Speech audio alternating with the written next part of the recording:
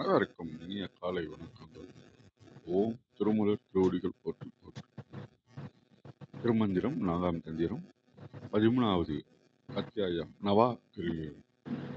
இன்று நாம் 1347வது மந்திரம் சிந்திக்க உள்ளோம். இந்த நவாக்கிரி மந்திரத்தை வழிபாடு செய்வதன் மூலமாக சகலமும் நமக்கு கிடைக்கும் அப்படின்றாங்க. துன்பம் இல்லை, துயரம் இல்லை. தவ யோகிகளுக்கே கிடைக்கக்கூடிய உள்ளொளியாக பொன்மயமான உள்ளொளி உள்ளத்துள்ளே கண்டுகொள்ள முடியும்.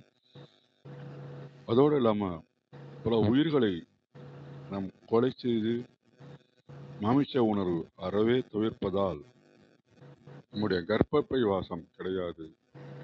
அதனால நவக்கிரி வழிபாடுக்கு பலனுக்கும் ஆற்றலுக்கும் முடிவே இல்லாத விஷயங்களாக இருக்கும் அப்படின்னு ரொம்ப ஒரு உயர்ந்தபட்ச பலனை இதன் மூலமாக கிடைக்கும் என்று உணர்த்துவதாக உணர்கின்றேன். மிக்க நன்றி. வாருங்கள் கௌரி அம்மா. வணக்கம். வணக்கம் ஐயா. நன்றிங்க ஐயா. அருமை. அனைவருக்கும் அன்பு வணக்கம். ஓம் நந்தியம்பெருமான் திருவடி போற்றி. ஓம் திருமூலர் திருவடி போற்றி. ஓம் நம சிவாய. இன்றைக்கான மந்திரம் 1347. புகையில்லை சொல்லிய பொன்னொழி உண்டாம், புகையில்லை கொள்வதிலாமையினாலே, வகையில்லை வாழ்கின்ற மண்ணுயிர்க்கெல்லாம், சிகையில்லை சக்கரம் சேர்ந்தவர் தாமே. இதுக்கான commentary: A true yogin's body acquires a golden complexion. As the yogin fosters all life, evil cannot cast its shadow on him. The chakra saves and confers numberless favors. புகையில்லை சொல்லிய பொன்னொழி உண்டாம். போன பாடல்ல பார்த்த மாதிரி புகையில்லை மனத்தெளிவாயிடும். மனத்தெளிவானதுனால, மனம் அமைதியா இருக்கிறதுனால பொன்னொழி உண்டாம். நம்ம பார்த்த மாதிரி பிரத்யாகார இதுல நமக்கு நிறைய அனுபவங்கள் வரும். உள்ளொளி எதுக்கு வரும்னா, நம்ம தன்னை அறிதல் அப்படின்ற ஒரு விஷயத்துக்காக வரும். நம்ம யாருன்றத உணர வைக்கிறதுக்காக நமக்குள்ள ஒளி தோன்றும். அது மட்டும் இல்லாம நம்ம ஆறாவும் அந்த குழப்பங்கள்லாம் நீங்கி மனம் தெளிவாகினதுனால நம்ம ஆறாவும் நல்ல பிரகாசம் அடையும். நமக்கு அந்த நான் யாருன்ற அறிவும் கிடைக்க பெறும். நமக்குள்ள இருக்க சிவம் புரிய வரும். எல்லாருக்குள்ளேயும் அதே சிவம் தான் இருக்குன்றதும் புரிய வரும். அந்த இதான் நான் பார்க்குறேன் இந்த ஃபர்ஸ்ட் வரியில. குகையில்லை கொள்வதிலாமையினாலே. குகை இல்லை, இது ரெண்டு விதமா பார்க்குறாங்க. நரக குகையும் இல்லை, கர்ப்ப பை அந்த குகையும் இல்லை. ஏன்னா பிறப்புன்றது இருக்காது. எதனாலனா கொள்வதில்லாமையினாலே. நம்ம எந்த உயிருக்கும் தீங்கு நினைக்கவே போறதில்லை. ஏன்னா நம்ம அந்த முதல் வரியில பார்த்த மாதிரி தன்னை அறிதல் வந்த பிறகு அனைத்துலேயும் சிவம் தான் இருக்குன்னு தெரிஞ்ச பிறகு எல்லாத்துலேயும் நம்ம அன்பா தான் இருப்போம். அன்பா இருக்கும்போது நம்ம எந்த உயிருக்கும் தீங்கு நினைக்க மாட்டோம், கொல்லவும் மாட்டோம். அதனால நமக்கு அந்த நரக குகைக்கோ இல்லை திரும்ப நம்ம பிறக்கணுன்ற இதுக்கோ கர்ப்பப்பைக்கோ நம்ம போக மாட்டோம். அனைத்து உயிரையும் சமமா பார்ப்போம். வகையில்லை வாழ்கின்ற மண்ணுயிர்க்கெல்லாம். வகை இல்லைன்னா வழிவகை இல்லை. இந்த மண்ணில் வாழ்ற அனைத்து உயிர்களுக்கும் இதை தவிர வேற வழி இருக்காது.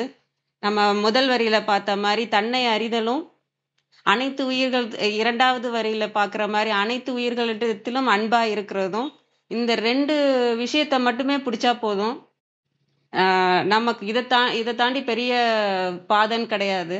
இந்த ரெண்டு தான் மெயினா சொல்றாங்க. இந்த ரெண்டு விஷயம் நமக்கு தெரிஞ்சிருச்சுன்னா, நான் யாருன்றது புரிஞ்சு அனைத்து உயிர்களிடத்திலும் நான் அன்பா இருந்தேன்னா எனக்கு பாவம் சேர போறதில்லை. அதனால நம்ம திரும்ப பிறக்க போறதும் இல்லை. இதை விட வேற என்ன வழி இருக்கு அப்படின்றத மூணாவது வரியில பார்க்குறேன். சிகை இல்லை சக்கரம் சேர்ந்தவர் தாமே. சிகை இல்லை அப்படின்னா பந்தம் இல்லை, உலகப்பற்று. உலகப்பற்று இப்ப மனம் தெளிவடைந்த பிறகு மனம் படி நம்ம போக மாட்டோம். அந்த திருவடி புரிஞ்சிரும். நமக்கு சிவம் நமக்குள்ள இருக்க சிவம் புரிஞ்ச பிறகு நம்ம சிவத்த தான் பற்றிக் கொள்வோமே தவிர, நம்ம மனத பற்றிக் கொள்ள மாட்டோம். நம்ம திருவடியே சார்ந்து இருந்துருவோம். திருவடியே சார்ந்து இருக்கிறதுனால அந்த உலகப்பற்றுலேருந்து நம்ம விலகி வந்துருவோம். நமக்கு புரிய வரும் எது மாயை, எது மாயை இல்லை, எது உண்மை நிலை அப்படிங்கிறதெல்லாம் நம்மளோட உண்மையான நிலை என்னன்னு புரிஞ்சதுனால நம்ம திருவடியை சார்ந்துருவோமே தவிர இந்த உலகப்பற்று சிற்றின்ப விஷயங்களுக்கு பின்னாடி நம்ம போக மாட்டோம். நமக்கு அந்த பேரின்பம் புரியாததுனால தான் அந்த சிற்றின்ப விஷயங்கள்ல நாட்டம் போயிட்டு இருக்கு. நம்மளுக்கு பேரின்பத்தை இறைவி காட்டி கொடுத்துட்டாங்கன்னா நம்ம அந்த திருவடியை பிடிச்சிருவோம். அப்புறம் நம்ம இந்த உலக பற்று இல்லாம நம்ம வாழ்வோம். இதுல இந்த 3 விஷயங்கள் நான் சொல்றதா பார்க்குறேன். தன்னை அறிதல், அந்த பொன்னொளி நமக்குள்ள வரும்போது தன்னை அறிதல்ன்ற ஒரு விஷயம் வரும். அது மனம் தெளிவடைந்தாதான் வரும்ன்றத நம்ம போன பாடல பார்த்தோம். அந்த புகை இல்லாத இல்லாம நம்ம இருக்கும்போது, அந்த பனிமூட்டமான மனக்குழப்பங்கள்லாம் இல்லாம மனம் தெளிவா இருக்கும்போது, நமக்கு அந்த தன்னை அறிதலான உள்ளொளி நமக்குள்ள வரும். அதனால நம்ம ஆறாவும் பிரகாசம் அடையும். நம்ம அனைத்து உயிர்களிலும் நம்ம அன்பா இருக்கிறதுனால எந்த உயிருக்கும் நம்ம தீங்கும் நினைக்க மாட்டோம், அதை கொல்லவும் மாட்டோம். அந்த மாதிரி இருக்கிறதுனால நம்ம அடுத்த பிறப்புக்கு நம்ம போக மாட்டோம். நமக்கு ஏன்னா பாவம் வந்து சேராது. அந்த வினைகள் எல்லாம் நம்மளை தொடாம நெருங்காதுன்றதுனால நமக்கு அடுத்த பிறப்பு அப்படின்ற மாதிரி நம்ம போய் மாட்டிக்க மாட்டோம். அதுக்கப்புறம் நம்ம இந்த தன்னை அறிதலும் அன்பா இருக்கிறதும் தான் முக்கியமான விஷயம். அதுக்கப்புறம் நம்ம இந்த இந்த அறிவெல்லாம் இந்த ஞானமெல்லாம் நமக்கு வந்துச்சுன்னா திருவடியை மட்டும்தான் பற்றிக்கொள்வோம். அதுவே பேரின்பம் அப்படின்னு சொல்லிட்டு அந்த திருவடியை தான் நம்ம பற்றிக்கொள்வோம். உலகப்பற்றிலிருந்து விலகி விலகி நிற்போம். அனைவருக்கும் நன்றி. வாங்கம்மா விந்தியாம்மா. வணக்கம் அம்மா.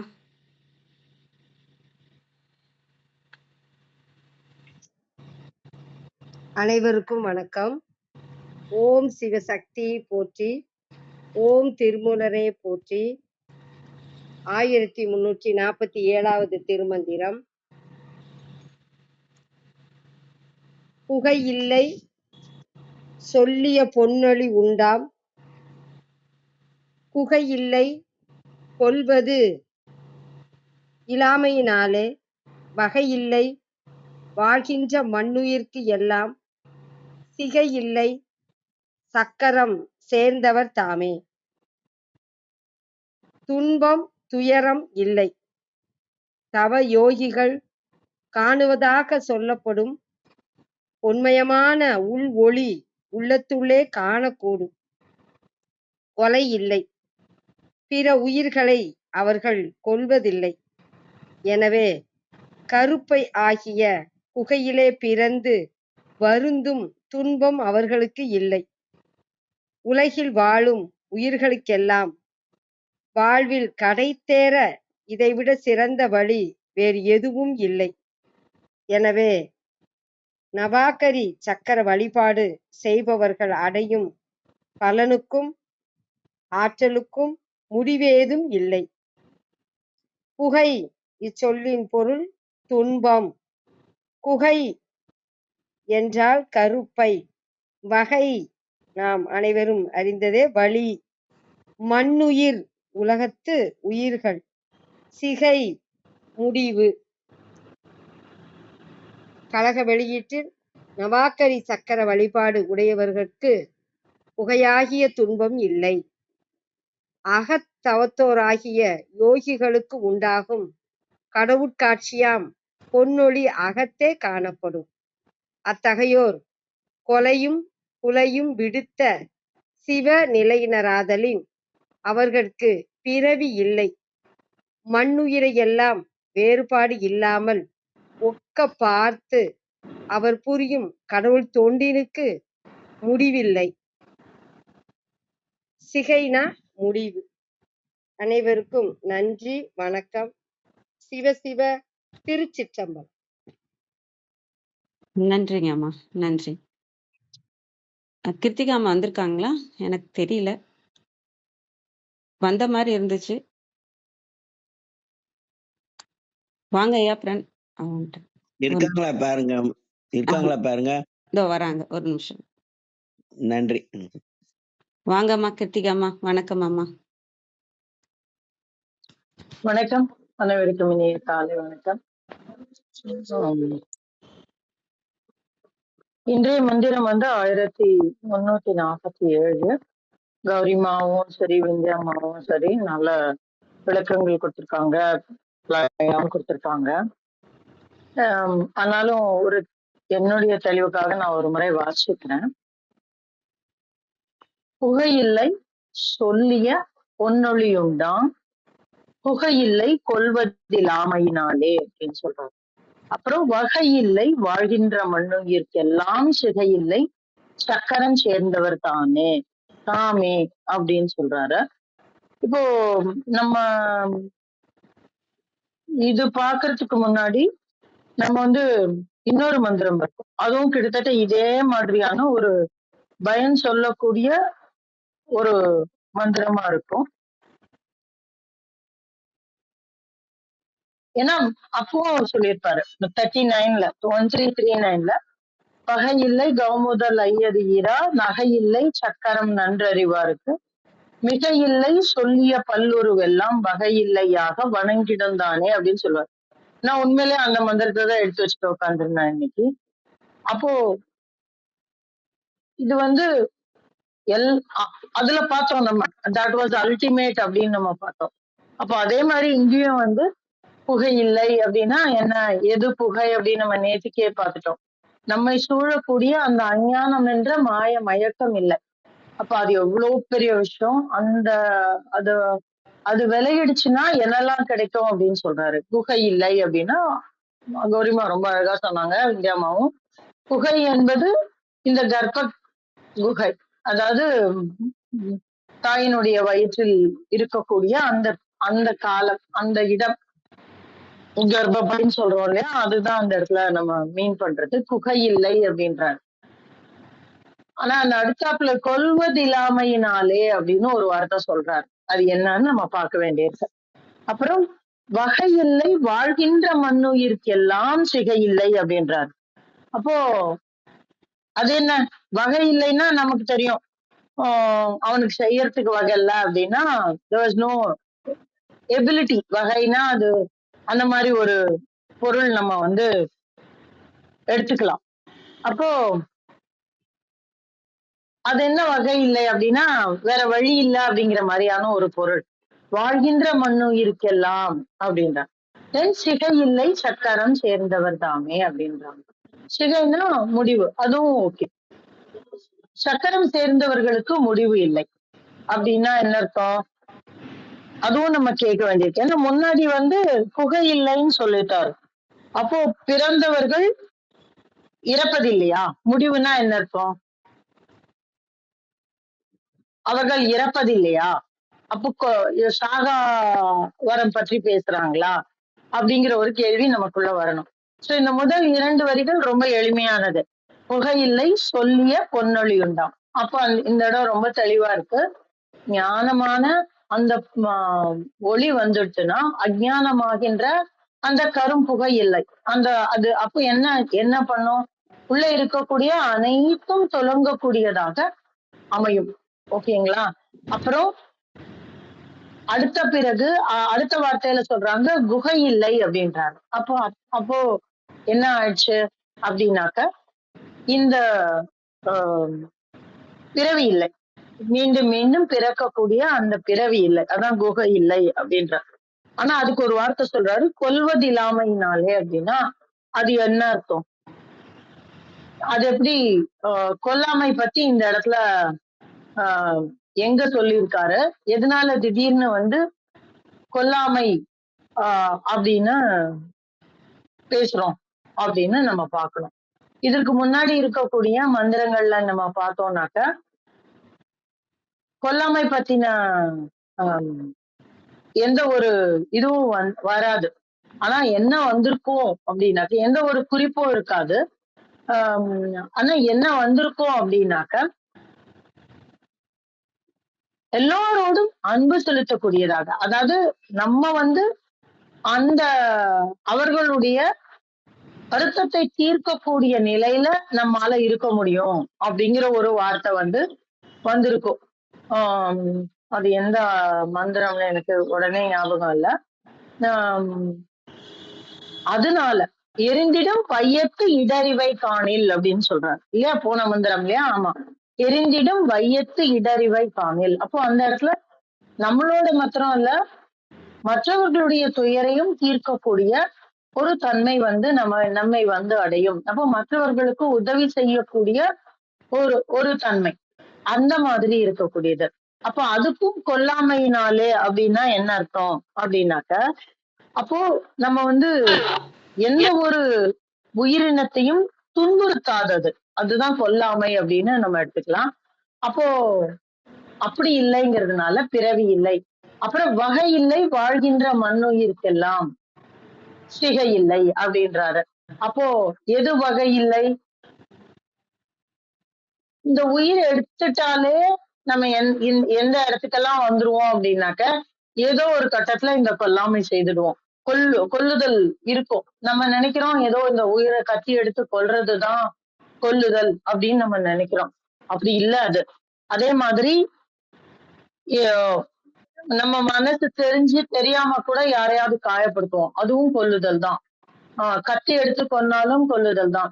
நம்ம நடந்து போகும்பொழுது நம்மளுடைய காலடியில பட்டு எத்தனையோ உயிர்கள், சின்ன எறும்புல இருந்து எத்தனையோ உயிர்கள் அந்த மாதிரி சாகும் நம்ம காலடியில. அப்போ அதுவும் கொல்லக்கூடிய ஒரு தன்மையில தான் சேரும். அப்ப அதுவும் அப்படிதான். நம்ம தெரியாம ஒரு வினை பண்ணிடுவோம். அப்போ இந்த மாதிரிதான் ஆகும். நம்ம யோகிராம் சுரத்குமார் என்ன பண்ணாரு அப்படின்னா, வாளி கயிற அந்த குருவி மேல போ அப்படின்னு அந்த கயிறை வச்சு அந்த குருவியை துரத்துனாரு. அந்த குருவி மேல அந்த கயிறு பட்டுருச்சு. அவர் அந்த குருவி இறந்து போயிடுச்சு. அப்போ அவருக்கு அந்த சின்ன வயசுல அவருக்கு ரொம்ப மனசு கஷ்டமாயிடுச்சு. அப்பதான் அவருக்கு உள்ள ஒரு கேள்வி பிறந்தது. என்ன இருந்தது? அந்த குருவி உயிரோடு கிணத்தடியில நின்று இருந்தது. என்ன இல்லை, இப்போ அது கீழே விழுந்து கிடக்கு. அப்ப இந்த இரண்டுக்கும் இடைப்பட்ட இடைவெளியில அதுக்குள்ள என்ன இருந்தது? என்ன இல்லை. அப்ப அது எங்க, எனக்குள்ள என்ன இருக்கு, எங்க இருக்கு? அப்ப அதுக்கும் எனக்கும் உண்டான வித்தியாசம் என்ன? ஏன்னா குருவி இருக்கு அங்க, ஆனா அது ஏதோ ஒண்ணு இல்லைங்க. அப்ப அந்த மாதிரி எனக்குள்ள எங்க இருக்கு, என்னுடைய உடம்புக்கும் அந்த வஸ்துவுக்கும் உண்டான தொடர்பு என்ன? இதுதான் அவருடைய தேடலுக்கான காரணமா இருந்தது. அப்போ அதுவும் ஒரு கொல்லாமைதான். ஒரு ஒரு மாசம் முன்னாடி எங்களோட வயர்லெஸ் இன்ஸ்ட்ருமெண்ட் மேல எவ்வளவு துரத்தினாலும் ஒரு குருவி கூடு கட்டிக்கிட்டே இருந்தது. சரி இப்போ கட்டட்டும்னு விட்டுட்டோம். இது நடந்து ஒரு 3 மாசம் ஆயிடுச்சு. அப்புறம் போன மாசம் சுத்தமா சிக்னலே வரல. அப்போ அவங்க பார்த்துட்டு, இல்லைங்க சிக்னல் வரல, இந்த குருவி கூடு கட்டி இருக்கிறது தான் வரல அப்படின்னு.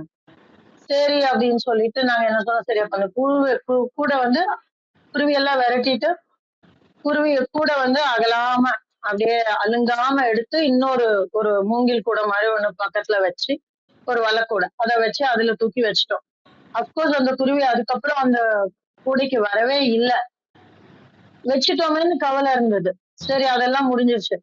இப்ப 2 நாள் முன்னாடி அந்த இடத்துல குருவிதான் வரலையே, அதை கிளீன் பண்ணிடலாம் அப்படின்னு சொல்லி அதை எடுத்து பார்க்கும்போது ஒரு 2-3 முட்டை இருந்தது. அதுல சின்ன முட்டை.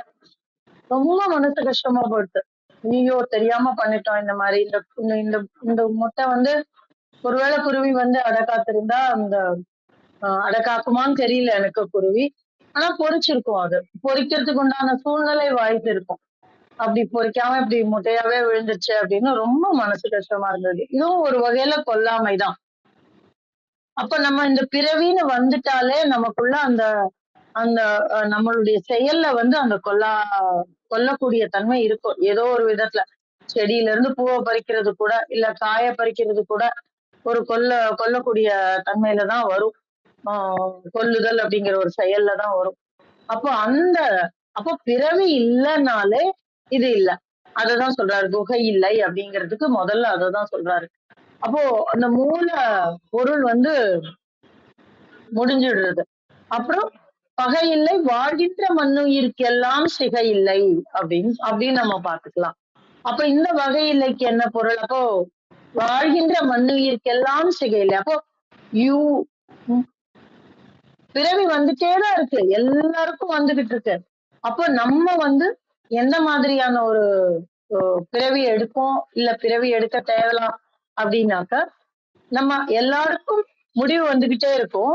ஆனா நமக்கு மாத்திரம் இல்ல அப்படின்னா என்ன அர்த்தம் அப்படின்னாக்க, சாகா வரம் தான். ஆனா அது இந்த உடலோடு இருக்கக்கூடியது இல்லை. இன்றைக்கும் அருணகிரிநாதர் இருக்கிறார், இன்றைக்கும் திருமூலர் இருக்கிறார், இன்றைக்கும் அவ்வை பிராட்டி இருக்கிறார், இன்றைக்கும் பல ஞானியர்கள், ஞானசம்பந்த பெருமான் இருக்கிறார், மணிவாசக பெருமான் இருக்கிறார், இன்றைக்கும் இருக்கிறார். எப்படி அப்படின்னா, இந்த உலகம் முழுவதும் இருந்து ஆழக்கூடிய அந்த தன்மையில அவர் நமக்காக செய்து வைத்திருக்கின்ற காரியங்கள்.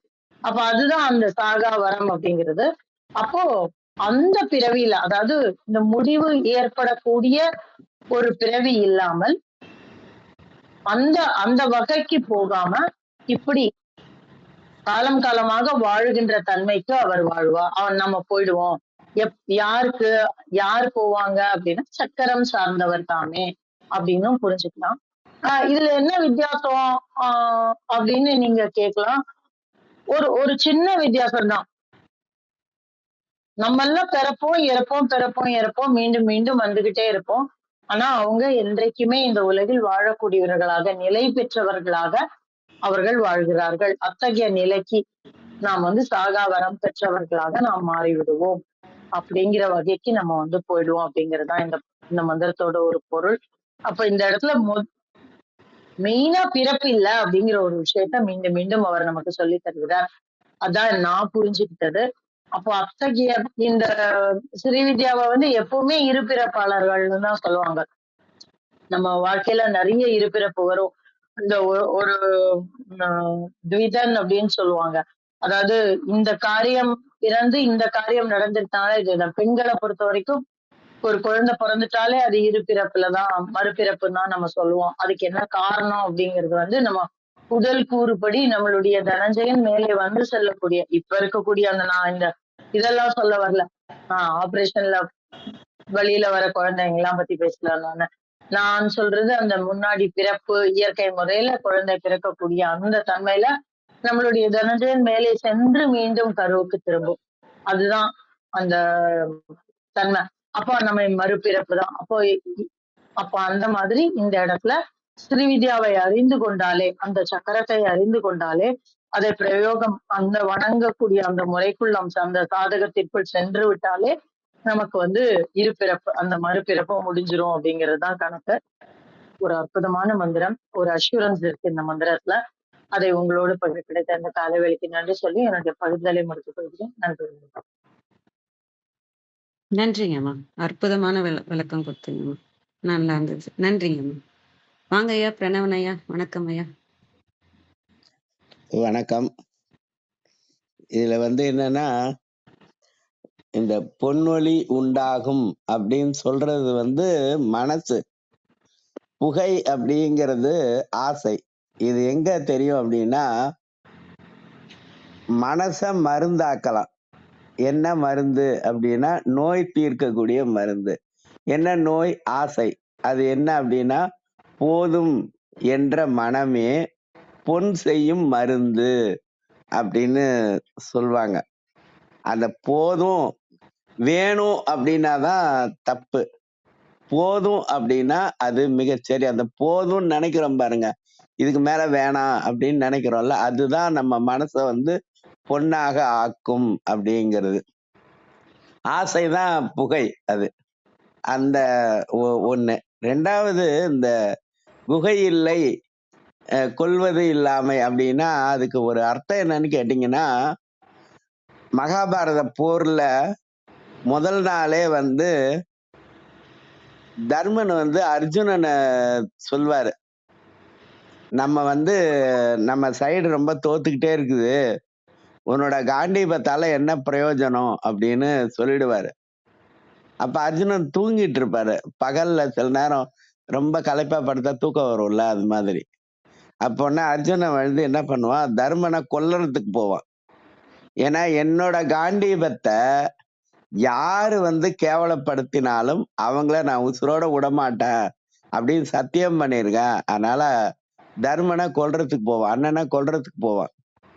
ஆனா 5 பேரையும் உசுரோட வச்சிருக்கிறேன்னு கிருஷ்ணன் வந்து சகாதேவனுக்கு வரம் கொடுத்திருப்பாரு. அப்ப தர்மனை சாக விடக்கூடாது. ஆனா அர்ஜுனனுடைய நோக்கமும் நிறைவேறணும். அப்ப நில்லுப்பா அப்படின்னு சொல்லி அண்ணனை கொல்லணும், அவ்வளவுதானே. உன் ஆசை தீர திட்டு அப்படின்னு சொல்லுவார். தர்மன் பண்ணின தப்பு எல்லாத்தையும் சொல்லி, நீ எல்லாம் ஒரு அண்ணனா, நீ எல்லாம் வந்து கணவனா இருக்க தகுதி இல்லாதவன் அப்படின்னு கிட்டத்தட்ட ஒரு 1.5 மணி நேரம் திட்டிடுவான், ஒரு முகூர்த்த நேரம். திட்டி முடிச்ச உடனே, அப்பா அண்ணனை கொன்னதுக்கான பலன் உனக்கு உண்டு அப்படின்னு கிருஷ்ணர் சொல்லிடுவாரு. அர்ஜுனன் சொல்லுவான், எங்க அண்ணனை கொன்ன பிறகு நான் ஏன் உசுரோட இருக்கணும், நான் வந்து நானே தற்கொலை பண்ணிக்க போறேன் அப்படின்னு அவன் சாவ போவான். 2வது தடவை அர்ஜுனன் சாவ போவான். அப்ப கிருஷ்ணன் சொல்லுவாரு, உன்னை நீ கொலை பண்ணிக்கணும், அவ்வளவுதானே, உன் இஷ்டத்துக்கு உன்னை நீ பாராட்டிக்க அப்படின்னு சொல்லுவான். அர்ஜுனன் வந்து இஷ்டத்துக்கு அவனை பாராட்டிக்குவான். அதனால என்னன்னா, நம்ம ஒருத்தருடைய மனசு புண்படும்படியா திட்டினோம்னா அந்த நபரை கொன்றதுதான், கொன்றதுக்கு சமம் இல்ல, கொன்றதே அது.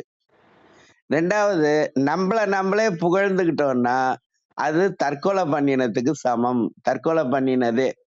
அதனால நம்மளே புகழக்கூடாது. அதனாலதான் வள்ளலார் சொல்வாரு, பெருமை மிகும் நினது புகழ் பேச வேண்டும் அப்படின்வாரு. அவங்க சொன்னாங்கல்ல, ராம் சூரத்குமார் அந்த சுவாமி கூட அடிக்கடி சொல்லுவாங்க, என்னன்னா, பேசுவதென்றால் இறைவனுடைய பெருமையை பேசு, பாடுவதென்றால் இறைவனுடைய பெருமையை பாடு அப்படின்னு சொல்லுவாரு. அது மாதிரி வந்து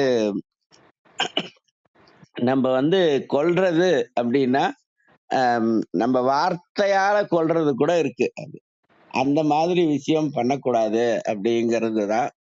அதுக்கப்புறம் வந்து வகை இல்லை அப்படிங்கிறது தான் அந்த இந்த பூமிக்கு வரக்கூடிய வகை இல்லை அப்படிங்கிறது. இந்த சிகை இல்லை அப்படிங்கிறதுக்கு நூல் ஆதாரம் என்ன அப்படின்னா, நம்மாழ்வாருடைய திருவாய்மொழிங்க. நம்மாழ்வாருடைய திருவாய்மொழியில முதல் பாட்டு, அதாவது முதல் செய்யுள். அந்த முதல் செய்யுள்ள முதல் வார்த்தை அது ரொம்ப முக்கியம். அந்த பாட்டை நீங்க மனப்பாடம் பண்ணிக்கிட்டது ரொம்ப நல்லது. மனப்பாடம் பண்ணி தினந்தோறும் காத்தால வீழ்ச்ச உடனே சொல்லணும். அந்த முதல் பாட்டோட முதல் வார்த்தை என்னன்னா உயர்வு. அது எப்படி தொடங்குனா, உயர்வு அறன்னா இல்லாமல் போதல், நீங்குதல். உயர்வுங்கிறதே நீங்குது அப்படின்னா, அப்ப எப்ப உயர்வு இல்லையோ அப்ப தாழ்வும் இல்லை. உயர்வுங்கிறதுக்கு எதிர்ச்சொல் தாழ்வு அப்படிங்கிறது. எப்ப உயர்வு இல்லையோ அப்ப தாழ்வு இல்லை. அப்ப உயர்வும் இல்லை தாழ்வும் இல்லை அப்படின்னா என்ன அர்த்தம்? அதுதான் நமக்கு ஆதி. அந்த ஆதி என்ன? சமம் கூட்டல் ஆதி சமாதி அப்படிங்கிறது. அந்த சமாதி நிலைக்கு செல்வது அப்படிங்கிறது. இது எப்படின்னு கேட்டீங்கன்னா, இந்த 3ஆம் கிளாஸ் படிக்கும்போது எனக்கு இங்கிலீஷ் சார் வந்து இங்கிலீஷ் சொல்லி கொடுக்கறதுக்கு என்ன பண்ணாருன்னா, தலைமுடியில தொடங்கி கால் நகை வரைக்கும் இங்கிலீஷ்ல சொன்னார், சொல்லி கொடுத்தாரு. அப்ப இந்த முடி அப்படிங்கிறதுக்கு ஹேர் அப்படின்னு சொல்லுவோம், கால் நகத்துக்கு டோஸ் அப்படின்னு சொல்லுவோம், ஹேர் டு டோஸ். அந்த ஹேர் அப்படிங்கிறது முடி, அதுதான் சிகை அப்படின்னு சொல்றோம். சிகை அப்படிங்கிறது உயர்வு, டோஸுங்கிறது தாழ்வு. ஆக உயர்வும் இல்லை தாழ்வும் இல்லை, அவர்கள் சமநிலையில் இருப்பார்கள் அப்படிங்கிறது தான் அந்த இடத்துல வந்து சிகை இல்லை. இந்த சமம் அப்படிங்கிறது எப்படி வரும்னா, இந்த நவாகரி சக்கரத்தை சார்ந்தவர்களுக்கு இந்த நிலை என்பது தாமே வந்துவிடும், இயல்பா வந்துடும். இந்த தாமேங்கிறது எங்க வருது பாருங்களா, பிறர்க்கின்னா முற்பகல் செய்யும் தமக்கின்னா பிற்பகல் தாமே வரும். அது வேற எந்த அமைப்போ ஒரு நபரோ யாரும் கொண்டு வந்து கொடுக்கறது கிடையாது. நம்ம இந்த ஆட்டோமேட்டிக்கா வந்துரும் அப்படின்னு சொல்றோம் பாருங்க, அது மாதிரி அது தாமே வரும். இந்த சக்கரமே வந்து அதை கொண்டு வந்து கொடுக்கும். அந்த நிலையில் நம்மை வைக்கும் அப்படிங்கிறது தான் இந்த பாடலுக்கான விளக்கம் அப்படின்னு நான் நினைக்கிறேன். நன்றி, வணக்கம். நன்றிங்க ஐயா. ரொம்ப அருமை. நிறைய தெளிவு கிடைத்ததுங்க ஐயா. ரொம்ப நன்றி. ஓதுதலோட முடிச்சுக்கலாமா ஐயா? இன்னைக்கு ஓதுதல் வந்து ம். சென்னி அபிராமி அந்தாதி 6வது பாடல். சென்னியது உன் பொன் திருவடி தாமரை, சென்னியது உன் பொன் திருவடி தாமரை,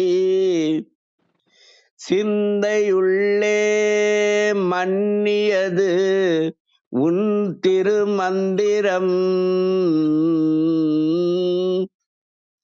சென்னியது உன் பொன் திருவடி தாமரை, சிந்தை உள்ளே மன்னியது உன் திருமந்திரம், சிந்துர வண்ண பெண்ணே முன்னிய நின் அடியாருடன் கூடி, சிந்துர வண்ண பெண்ணே கேள்வி ஞானத்தில் உன் அடியாருடன் கூடி, முறை முறையே பண்ணியது என்றும் உந்தன் பரமாகம பத்ததியே, சென்னியது உன் பொன் திருவடி தாமரை, சிந்தை உள்ளே மன்னியது உன் திருமந்திரம், சிந்துர வண்ண பெண்ணே முன்னிய நின் அடியாருடன் கூடி, முறை முறையே பண்ணியது என்றும் முந்தன் பரம ஆகம பத்ததியே. சிவா திருச்சிற்றம்பலம். நன்றி. நன்றிங்க ஐயா. அருமை. அது நீங்க கதை சொல்லி அந்த கொல்லாமைக்கு விளக்கம் ரொம்ப அருமையா இருந்ததுங்க ஐயா. ரொம்ப நன்றி. வேற யாருக்காவது ஏதாவது கேள்விகள் இருக்குங்களா? தளத்தை நிறைவு செஞ்சுக்கலாம்னு நினைக்கிறோம். வேற கேள்விகள் இல்லைன்னா நேரம் கருதி அனைவருக்கும் நன்றி. இன்று எங்களுடன் இணைந்த அனைத்து உள்ளங்களுக்கும் எங்களது மனமார்ந்த நன்றியை தெரிவித்துக் கொள்கிறோம். மீண்டும் நாளை காலை 6:30 மணிக்கு சந்திப்போம். தளம் நிறைவு பெறுகிறது. அனைவருக்கும் நன்றி.